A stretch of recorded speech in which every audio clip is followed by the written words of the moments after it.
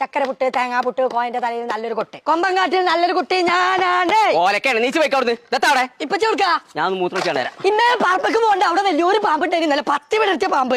ഓലക്കന്റെ മൂടാണ് പോടാ അവിടുന്ന്. അതാ കൊണ്ടാണ് നമ്മച്ചി പറഞ്ഞേ. അത് കേട്ട പയച്ചേക്കാര അന്നെ കൊണ്ട് ഇടങ്ങാറായിക്കോളന്നേക്കാരം മച്ചി പറഞ്ഞാ അന്നാക്കോണ്ട നമ്മളെ വിടൂലേ. മിണ്ടാത്തത് എന്തേ കിളിപ്പെണ്ണേ എൻ സൈനേ തേങ്ങൊലിയോ